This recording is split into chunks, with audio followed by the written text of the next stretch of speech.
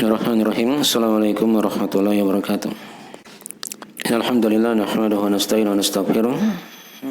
A'udzu billahi min syururi anfusina wa min sayyiati a'malina. May yahdihillahu fala mudilla lahu wa yudlil fala hadiya lahu. Asyhadu an la ilaha illallah wahdahu la syarika lahu. Asyhadu anna Muhammadan abduhu wa rasuluh. Ya ayyuhalladzina amanu taqullaha haqqa tuqatih wa la tamutunna illa wa antum muslimun.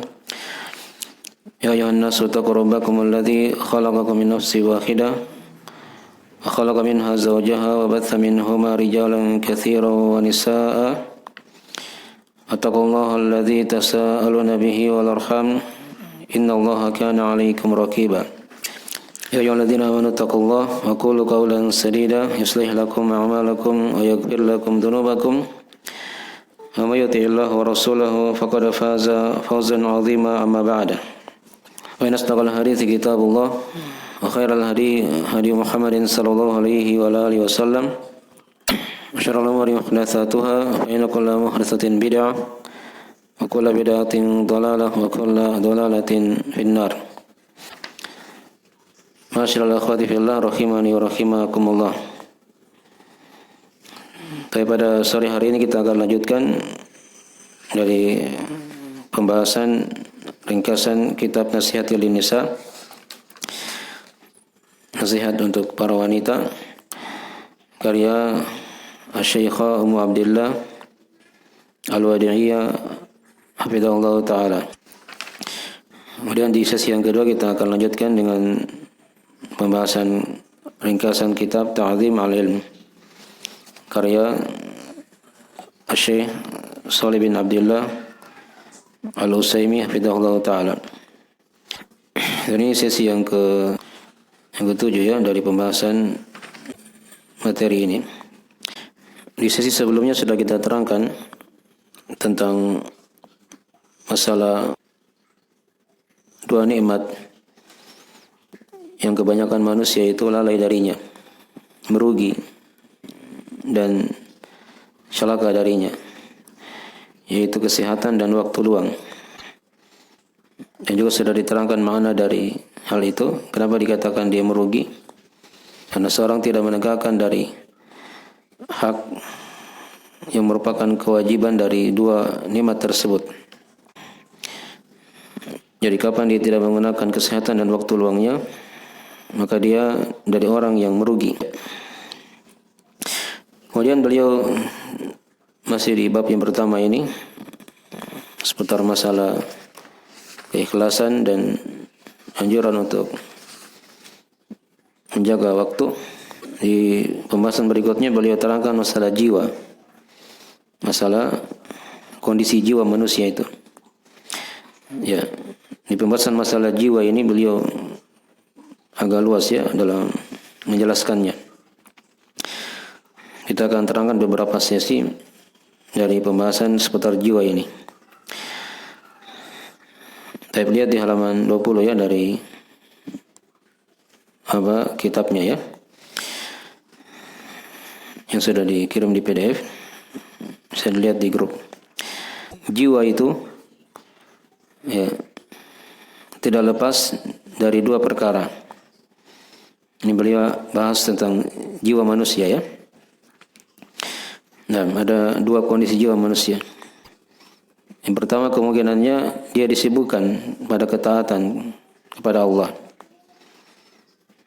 Jiwa-jiwa yang disibukkan dengan ketaatan. Kemudian yang kedua, kalau dia tidak disibukkan pada ketaatan, maka dia akan menyibukkan pemiliknya. Menyibukkan pemilik jiwa itu, yaitu manusia itu sendiri. Li'annaha idza lam tushgal syaghalat. Ya. Karena jiwa itu ketika dia tidak disibukkan dengan kebenaran misalnya, ketaatan, maka dia akan sibuk pada perkara yang lain. Ya. Wa in wajadat man yakumuha istaqamat. Tapi ketika dia mendapati orang yang bisa menegakkannya, maka dia akan istiqamah. Ini kondisi jiwa manusia ada dua macam. Ya. Dan jiwa ini sudah disumpahi oleh Allah dalam Al-Qur'anul Karim. Ya. Diterangkan di surah Asy-Syams. Wasyamsi wadduhaha wal qamari idza talaha wan nahari idza jallaha wal laili idza yaghshaha was samaa'i wa ma banaha wal ardi wa ma tahaha wa nafsi wa ma sawwaha fa alhamaha fujuraha wa taqwaha qad aflaha man zakkaha wa qad khaba man dassaha. Ya, ini 10 ayat ya. Penjelasan tentang jiwa itu yang Allah sumpahi dia dengan beberapa sumpah-sumpah sebelumnya. Fa alhamaha fujuraha wa taqwaha. Maka dia mengilhamkan pada jiwa itu ada jalan kefajirannya dan jalan ketakwaannya. Ya. Jadi jiwa itu ada 2 macam. Diterangkan di sini ya. Ada jiwa yang fajir, yang penuh dengan dosa. Ada jiwa yang bertakwa. Qad aflaha man zakkaha wa qad khaba man dassaha.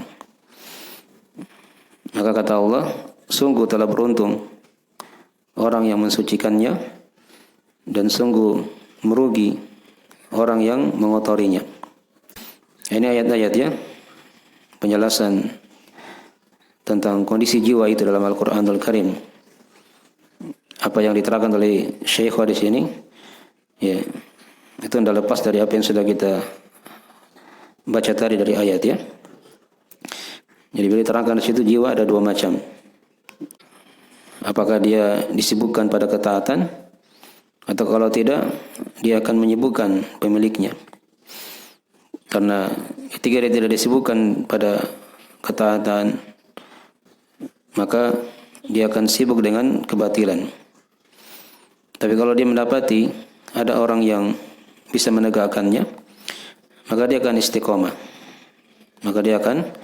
istiqomah. Ya, jadi dalilnya bisa dilihat tadi ya di surah Asy-Syams yang sudah kita bacakan. Ini akan pentingnya menjaga jiwa itu. Bagaimana tidak Allah datangkan sumpah-sumpah dalam Al-Quran untuk mensumpahi jiwa ini. Dan tentang matahari, bulan, siang, malam, langit, bumi. Ya, setelah itu Allah terangkan tentang kondisi jiwa manusia. Ada 2 macam. Ada yang fajir, penuh dengan dosa, dan yang kedua ada yang bertakwa. Maka beruntunglah orang yang mensucikan jiwanya dan merugilah orang yang mengotori jiwa tersebut. Baik. Berikutnya boleh bawakan di situ dari perkataan penyair. Kata salah seorang penyair, "Nah, inna syababa wal faragha wal jiddah mafsadatun lil mar'i ayyu mafsadah." Sesungguhnya masa muda, waktu luang dan kesungguhan itu kadang bisa menjadi kerusakan bagi seorang dengan berbagai macam kerusakan. Ya, ini beliau ingatkan di sini ya, hendaknya seorang wanita itu dia berhati-hati. Dia diberi umur oleh Allah, diberi waktu luang, diberi kekuatan, dia masih kuat. Nah, ini 3 perkara kalau tidak diarahkan kepada ketaatan kepada Allah, maka dia akan membawa kerusakan dengan berbagai macam kerusakan yang ada. Dan itu sudah kita ketahui dalam kehidupan ya. Di sini beliau bawakan perkataan Imam Asy-Syafi'i rahimahullahu taala. Namanya Muhammad ibnu Idris Asy-Syafi'i rahimahullah. Ya. Wal Imam Asy-Syafi'i rahimahullah yaqul jalastu sufiyya falam astafid minhum syai'an illa al-waqtu kas-sayf illam taqta'hu qata'aka wan nafsu idza lam tushghal syaghalat bil batil. Intaha. Ini perhatikannya dari perkataan Imam Asy-Syafi'i dalam menjelaskan kondisi jiwa itu. Ya, mirip dengan apa yang sudah dijelaskan tadi. Kata beliau, aku pernah duduk bersama orang-orang sufi, orang tasawuf ya. Ya, maka aku tidak mendapati faedah dari mereka sedikit pun, kecuali waktu itu seperti pedang. Jika kamu tidak memotongnya, maka dia akan memotongmu. Ya. Dan jiwa ketika tidak disibukkan pada ketaatan, maka dia akan sibuk pada kebatilan. Ini kondisi jiwa juga. Beliau terangkan dua. Apa yang sudah diterangkan tadi mirip. Kemudian beliau terangkan di situ juga kondisi jiwa itu ketika perhadapkan dengan kebenaran. Ya, kata beliau, kebenaran itu kan asalnya pahit pada jiwa. Dan ada hal yang berat. Itu asalnya seperti itu ya. Yang datang belajar, datang ta'lim, itu ada saja kadang bisikan-bisikan yang seakan-akan menghalangi dia untuk pergi belajar misalnya. Karena seperti itu. Kebenaran itu, ilmu itu terasa pahit di jiwa. Karena demikianlah dari sunatullah ya, beliau bawakan situ hadis dalam riwayat Al-Bukhari Muslim dari Abu Hurairah radhiyallahu ta'ala anhu, di mana kata Nabi sallallahu alaihi wasallam, "Hujibatil jannatu bil makari wa hujibatin naru bisyahwat." Ya. Surga itu dihijabi. Ya, di hadis yang lain dikatakan diitari dengan perkara-perkara yang dibenci, al-makari. Nah, sedangkan neraka sebaliknya, ya, dihijabi, diitari dengan syahwat, ya, hal-hal yang jiwa manusia itu berhasrat kepadanya. Dipahami ya? Baik. Jadi dari kondisi ya, kita telah baca hadis tadi itu, ini sebagai pelajaran juga. Memang seorang itu ketika dia ingin melakukan ketaatan, kebaikan, itu pasti dibayang-bayangkan hal-hal yang tidak bagus. Ya, tapi ketika dia sudah masuk di situ, dia akan merasakan kelezatan. Nah, beda dengan kejelekan. Kalau kejelekan itu selalu dibayang-bayangkan bagus, ya, indah terlihat, gitu kan. Tapi ketika dia sudah masuk di situ, dia akan merasakan pahitnya. Dia akan merasakan apa? Pahitnya. Baik. Maka seperti itu ya kondisi jiwa. Jiwa itu, ya, diibaratkannya oleh para ulama seperti anak bayi. Nah, anak bayi itu kan kalau masih beberapa bulan itu kan masih menyusu terus, walaupun sudah ada makanan, ya, masuk 1 tahun 2 tahun masih menyusu. Kalau ibunya tidak biasakan dia melepas susuan itu, maka dia akan terus menyusu walaupun sampai dia sudah besar, sudah mulai masuk 4 tahun 5 tahun. Jadi diputus susuannya. Ya. Kalau dalam Al-Quran kan diterangkan di situ 2 tahun.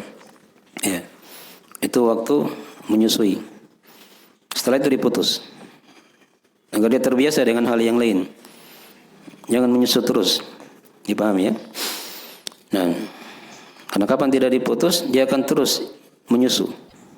Itu dari ibarat ya dari para ulama kita dalam menggambarkan kondisi jiwa. Nah, jiwa juga seperti itu.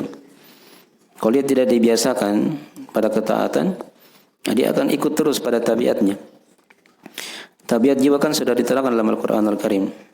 Inna nafsa la'ammaratun bisu illa ma rahima rabbi.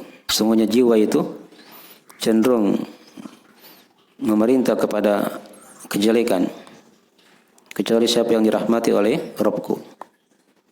Itu kata Nabi Yusuf alaihissalam. Ya.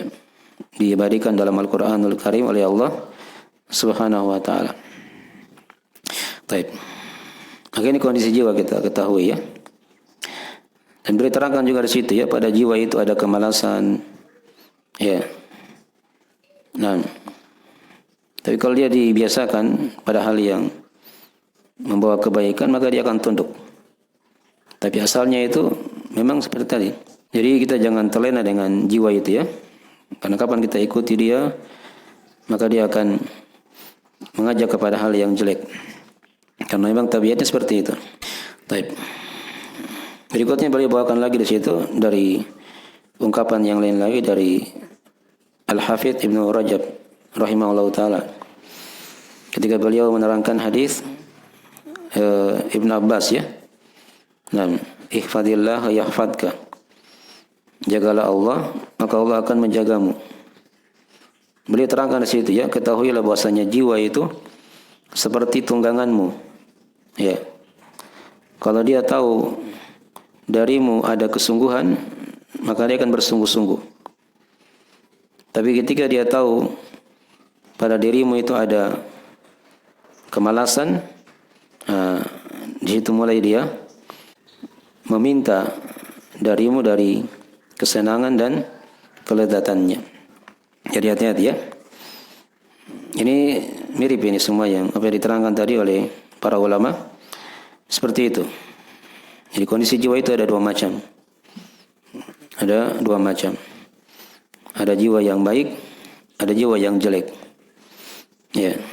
Tapi ingat tadi ya, asal tabiat jiwa itu cenderung memerintah kepada hal yang jelek. Nah, tinggal pemiliknya itu aja yang dia pandai-pandai untuk mengarahkannya kepada hal yang baik. Ya. Tapi ya ingat ya, dia tahu ini baik, ini jelek. Itu dengan ilmu semuanya. Dia belajar.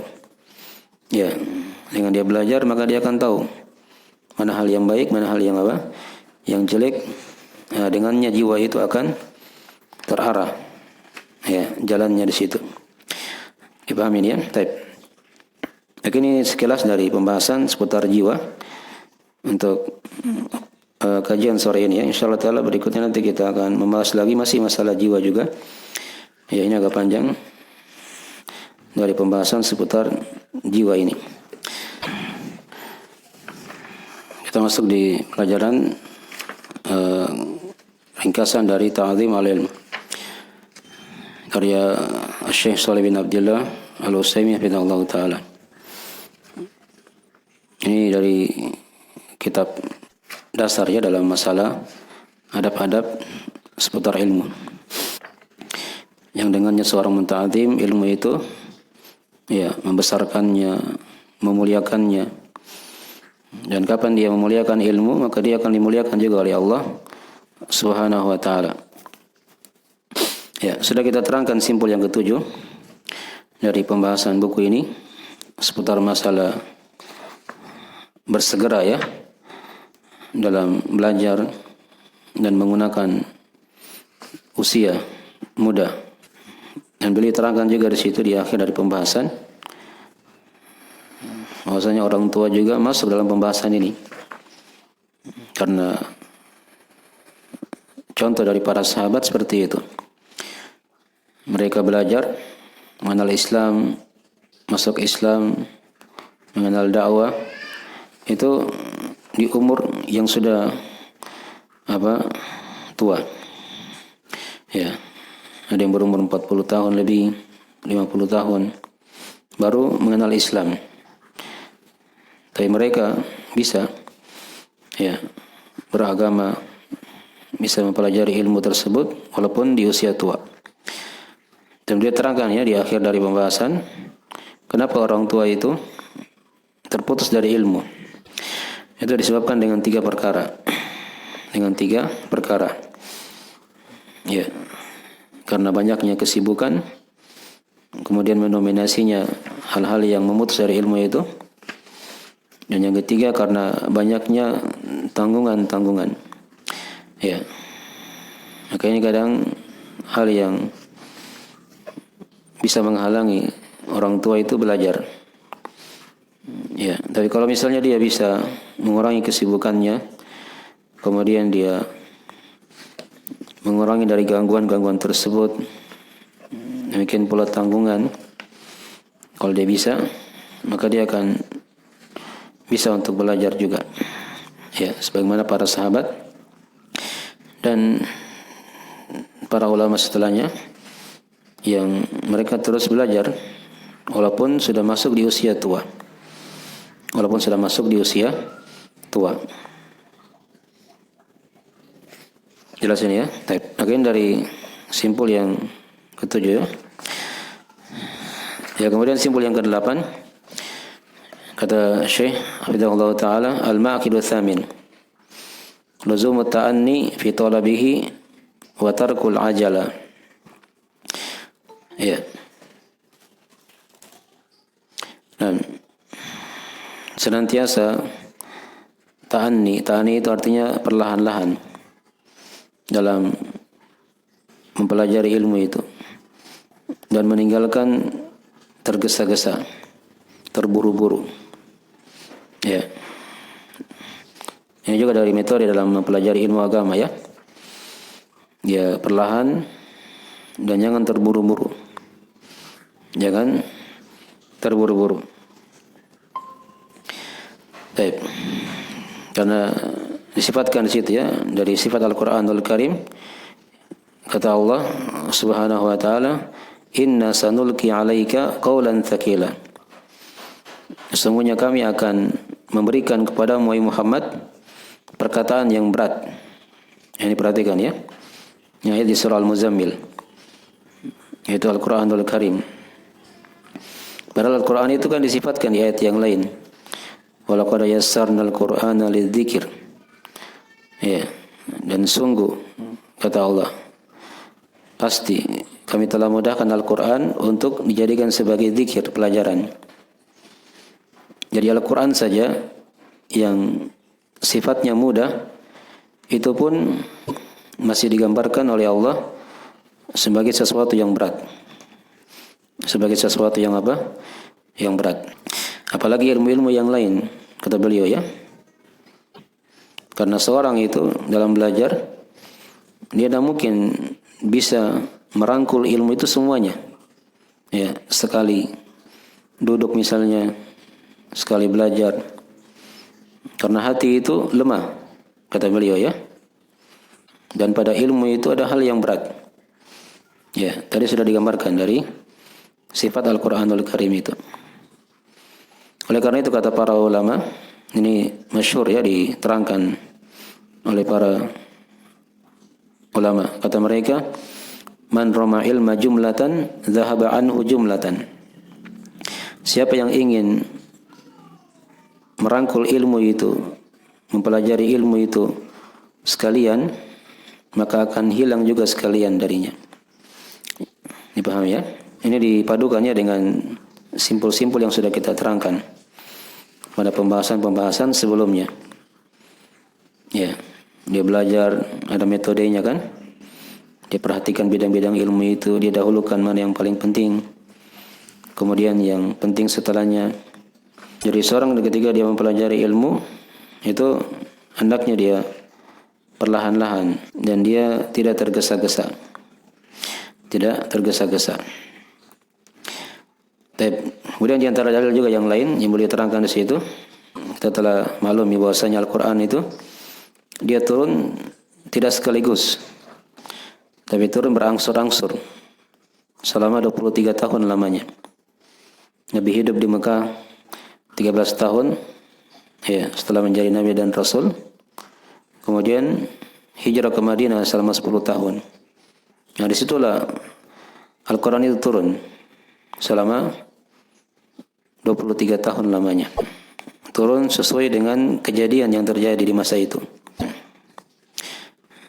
Diterangkan di situ ya oleh Syekh, qad waqa'a tanzilul Qur'ani ri'ayatan li hadzal amr munajjaman mufarraqan bi'tibaril hawadits wan nawazil. Kama qala ta'ala, wa qala alladhina kafaru laula nuzila alaihil Qur'anu jumlatan wahidah. Kadzalika linutsabbita bihi fuadak wa rattalnahu tartila. Penurunan Al-Qur'an itu telah terjadi secara berangsur-angsur ya. disesuaikan dengan kejadian dan peristiwa yang terjadi di masa itu. Ya, istri dibawakan dalilnya ayat di surah Al-Furqan. Wa qala alladziina kafaru laula nuzila alaihil qur'anu jumlatan wahidah. Orang-orang kafir berkata, ya, seandainya Al-Qur'an itu diturunkan saja sekaligus.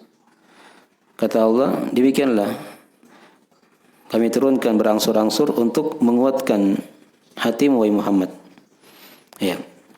Dan kami baca dia ya dengan bacaan tartil. Perlahan dibaca begitu ya.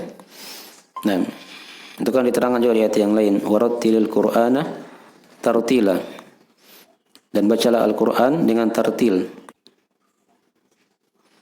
Maka di ayat yang lain di situ Nabi pernah ditegur oleh Allah Subhanahu wa taala, wala tuharrik lisanaka lita'jala bi. Jangan kamu gerakan lisanmu itu ya karena bersegera untuk membacanya. Tapi diperintah membaca perlahan-lahan. Itulah Al-Qur'anul Karim. Dipahami ya? Diturunkan sedikit demi sedikit agar dipelajari juga seperti itu. Dipahami sedikit demi sedikit. Nah, demikian pula ilmu agama juga seperti itu. Dipelajari sedikit demi sedikit. Jangan terburu-buru. Nah, karena siapa yang ingin belajar sekaligus, simple misalnya, maka akan hilang juga sekaligus ilmu itu. Nah, dipahami ya? Maka kata Syekh di situ, ayat ini katanya adalah hujjah, dalil ya, akan wajibnya seorang itu dia perlahan-lahan dalam mempelajari ilmu itu. Tadarruj, dia bertahap dan dia meninggalkan ketergesa-gesaan. Dan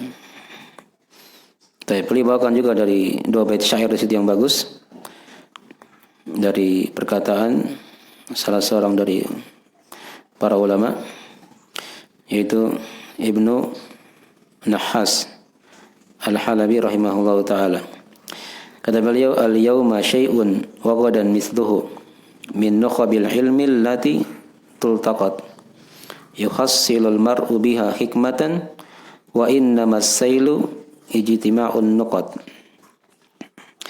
Ya, kata seorang penyair, hari ini sesuatu didapatkan dari ilmu, besok juga seperti itu.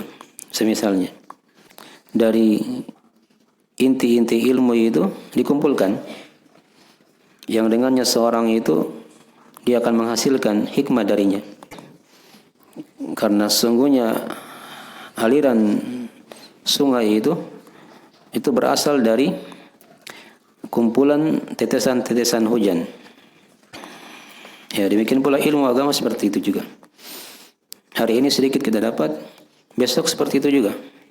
Ya, dikumpul darinya inti-inti ilmu itu. Dan maka dengan itu seorang dia kumpulkan ilmu. Nah, karena aliran air itu tercipta dari apa? Tetesan-tetesan hujan yang ada. Taib. Dan beliau terangkan di bawah dari akhir simpul yang ke-8 ini. Jadi seorang ketika dia belajar, dia mulai dari matan-matan yang ringkas yang ditulis dalam bidang-bidang ilmu itu. Jadi tiap-tiap bidang ilmu itu kan ada matan-matan ringkasnya. Dipahami ya? Kalau dia ingin baca syarah juga, dia baca syarah yang ringkas. Jangan dia lihat pembahasan-pembahasan yang meluas, yang panjang. Dipahami ya? Itu metode belajar. Jadi setiap ilmu itu seperti itu. Ada bidang-bidangnya sudah kita bahas juga ya. Misalnya ada bidang akidah, ada bidang fikih, ada bidang tafsir misalnya, ada bidang hadis, ya. Ada ilmu alat, bahasa Arab, atau tajwid, ada usul fikih, ada mustalah hadis, ada usul tafsir, ya. ada pembahasan sirah misalnya, banyak bidang-bidang ilmu. Nah, di tiap bidang-bidang ilmu itu ada matan-matan ringkas. Itu metode belajar. Jangan dia belajar matan-matan yang tebal. Di awal kali dia apa? Mempelajari ilmu agama. Itu memberatkan nanti. Itu metode dalam mempelajari ilmu agama Allah Subhanahu wa ta'ala. Ya, seperti anggaplah kita sekarang ya. Adab-adab ilmu itu kan luas. Tapi di sini Syekh hanya menerangkan 20 adab. Metode dalam menta'zim ilmu itu. Ya, kalau mau dicari lebih dari 20 ini banyak dari adab-adab. Tapi ini pegangan, pijakan, dasar yang dengannya seorang itu bisa memuliakan ilmu, ya, mengagungkannya. Yang dengannya Allah akan memudahkan seorang untuk belajar. Ya, dan dimuliakan oleh Allah Subhanahu wa taala. Dan itu akan tergambar nanti ya ketika kita belajar bidang-bidang ilmu. Ya, mungkin kalau sekarang anggaplah yang sudah berjalan ya. Seperti mungkin di bidang akidah ada kitab-kitab ringkas dari silsilah akidah. Ya, jangan lupa baca kitab-kitab panjang yang tidak ditahu kapan selesai misalnya kan. Ya, di bidang fikih juga nanti ada buku-buku ringkas. Ya, matan-matan. Di bidang tafsir juga ada, di bidang hadis juga ada. Ya, di bahasa Arab ada dari matan-matan ringkas. Nah, tajwid seperti itu juga. Paham ya? Usul-usul itu ada matan-matan yang ringkas. Di pembahasan sirah, ya, itu tergambar ya dari bidang-bidang ilmu dengan matan-matan yang ringkas. Itu metode belajar. Kalau dia belajar dengan metode seperti itu, maka mudah dia akan merangkul ilmu itu dan memahaminya dengan baik. Di akhir dari simpul yang ke-8 ini beliau ingatkan juga di situ ya tentang tadi itu. Hendaknya seorang dia berpaling dari melihat kepada kitab-kitab yang panjang dan yang bisa membahayakan agamanya. Ya, bisa berbahaya kadang ya bagi pemula misalnya dia ingin belajar, dia langsung baca buku-buku yang tebal, yang panjang. Itu bukan metode belajar ya. Baik. Dan beliau terangkan di situ ada perkataan yang bagus dari salah seorang ulama di Damaskus ya, di negeri Syam. Kata beliau, "Ta'amul kibar summus sigar." Ya. Apa artinya itu? Ta'amul kibar summus sigar. Ya, ini istilah ya.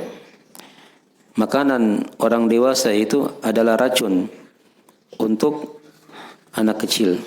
Ya, untuk anak kecil. Jadi dibedakan ya makanannya orang besar dengan makanannya anak kecil. Misalnya ada bayi yang baru lahir misalnya ya. Langsung dikasih makan misalnya apa? Kasih makan roti. Atau dikasih makan daging. Itu diibaratkan bagaikan racun nanti. Ya, bagi anak kecil itu. Ya sama dengan orang yang belajar. Ketika dia mulai belajar, pemula, jangan langsung dia makan yang besar-besar. Ya, dia baca yang besar-besar. Dia bahas kitab-kitab yang panjang. Ya. Itu bagaikan racun nanti, bisa berbahaya. Dipahami ya? Mungkin dia akan bosan belajar. Ya, berjelek sangka nanti kepada ilmu agama karena dia tidak paham-paham. Karena metodenya salah dalam mempelajari ilmu. Padahal ada jalan yang lebih simpel, lebih ringkas. Ketika dia mau jalani itu akan mudah.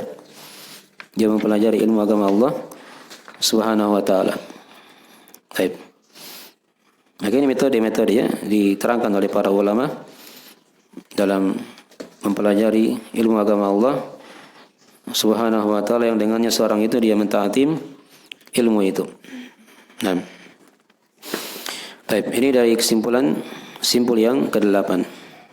Seorang dia senantiasa ta'anni, perlahan-lahan dalam belajar dan dia tinggalkan ketergesa-gesaan.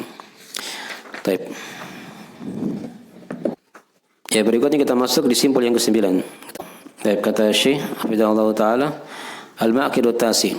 Ya, simpul yang ke-9. Nah, as-sabru fil ilmi tahammulan wa adaan. Ya. Bersabar dalam ilmu ketika mengambilnya dan menyampaikannya. Karena kata beliau di situ, saya baca dari makna perkataan beliau ya.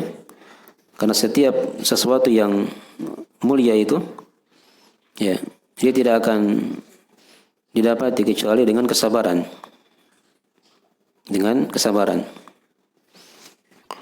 Dan di antara perkara yang paling besar yang jiwa itu memikulnya, mengembannya adalah dia mencari hal yang tertinggi dalam kehidupan. Nah, itu didapatkan dengan apa? Dengan kesabaran juga. Dengan kesabaran ini seorang akan menghasilkan asal keimanannya dan juga akan menyempurnakan keimanan tersebut. Tapi beliau bawakan situ beberapa ayat dalam Al-Quran Al-Karim. Ada di surah Al-Imran dan juga ada di surah Al-Kahfi. Kata Allah, ya ayyuhalladzina amanu sabiru wasabiru. Wahai orang-orang yang beriman, bersabarlah dan terus-meneruslah bersabar. Jadi disuruh bersabar dan terus-menerus bersabar. Istiqomah di atas kesabaran.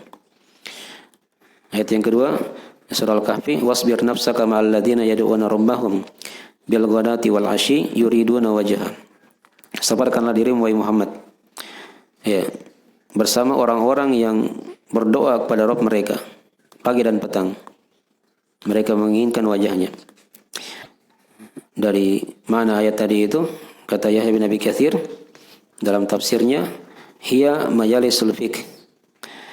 Ya, dia adalah majelis-majelis fikih, maksudnya majelis ilmu ya. Karena seorang dia tidak akan mendapatkan ilmu kecuali dengan apa? Dengan kesabaran. Beliau bahkan juga perkataan yang lain dari Yahya bin Abi Katsir. Kata beliau rahimahullah ta'ala, la yustata'ul ilm birohatil jisim. Ini kaidah ya, dipegang ini. Metode dalam mempelajari ilmu. Kata beliau, ilmu itu tidak didapatkan dengan badan yang santai. Ya. Jadi kalau ingin dapat ilmu, dia harus bersungguh-sungguh, berusaha. Jangan santai-santai. Dipahami ya? Dengan kesabaran ini, seorang akan menghilangkan kejahilannya dan dia akan mendapatkan dari kelezatan ilmu tersebut. Ya. Tapi ingat di sini ya, beliau ingatkan kembali. Kesabaran dalam ilmu itu ada dua macam. Ya. Yang pertama, sabrun fi tahammulihi wa akhdhihi. Yaitu bersabar dalam mengambil ilmu itu. Ya. Ketika dia belajar ya. Ketika dia duduk di majelis ilmu, dia menghafalkan ilmu itu, dia pahami. Ya. Itu dari hal yang butuh seorang dia bersabar. Ada jenis yang kedua dari kesabaran, yaitu sabrun fi adaihi wa bathihi wa tablighihi ila ahlihi. Yaitu kesabaran dalam menyampaikan ilmu itu, menyebarkannya ya kepada orang yang akan mempelajarinya. Jadi yang pertama tadi itu untuk murid, dia bersabar di majelis ilmu. Taklimnya 1 jam misalnya, dia bersabar di situ. Itu kebaikan yang besar. Ya, dia pahami ilmu itu, dia hafalkan yang bisa dia hafal. Dia duduk di majelis ilmu, butuh kesabaran. Nah, yang kedua, kesabaran untuk para pengajar. Ya, dalam menyampaikan ilmu itu, menyebarkannya kepada orang yang belajar. Itu butuh kesabaran juga. Itu butuh apa? Kesabaran. Baik. Dipahami ini ya. Oke, dari simpul yang sangat indah juga ya bagi seorang yang ingin menta'zim ilmu itu. Baik. Ada perkataan yang bagus juga dari salah seorang imam dari para ulama ya, dari Al-Asma'i rahimahullahu taala. Kata beliau, "Man lam yahtamil dhullat ta'lim sa'atan baqiya fi dhullil jahli abada." Ya. Siapa yang tidak memikul kerendahan belajar walaupun sesaat, maka dia akan tinggal berada dalam kerendahan kejahilan selama-lamanya. Nah, ini perhatikan ya. Kaidahnya ini dalam kehidupan, dalam belajar.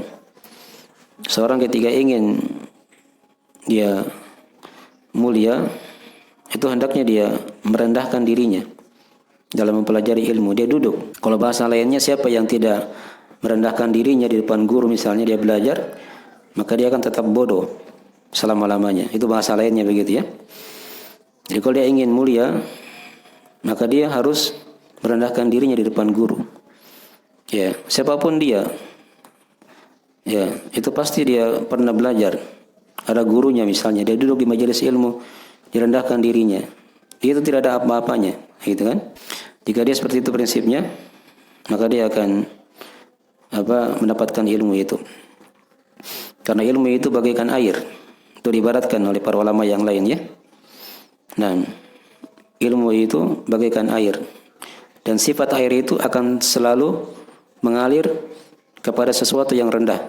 Ya, pada sesuatu yang apa? Yang rendah. Jadi ketika dia rendahkan dirinya, maka dia akan dapat ilmu. Tapi kapan dia merasa sombong, dia tinggikan dirinya, maka dia tidak akan mendapatkan ilmu itu. Tapi ada lagi dari perkataan yang lain yang diwakilkan oleh para salaf, kata mereka, man lam yahtamil alamat ta'lim lam yaduk ladzatal ilm. Siapa yang tidak mengemban, tidak memikul dari kepedihan dalam belajar, maka dia tidak akan merasakan, tidak akan mencicipi dari kelezatan ilmu itu. Ini dari bahasa-bahasa ya, ibarat-ibarat para ulama yang sangat indah dalam menta'zim ilmu itu.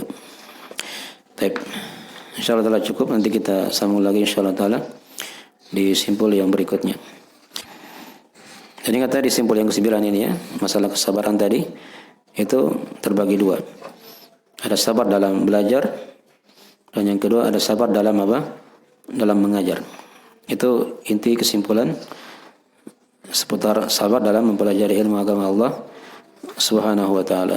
Nah, kita akhiri majelisnya. Assalamualaikum warahmatullahi wabarakatuh.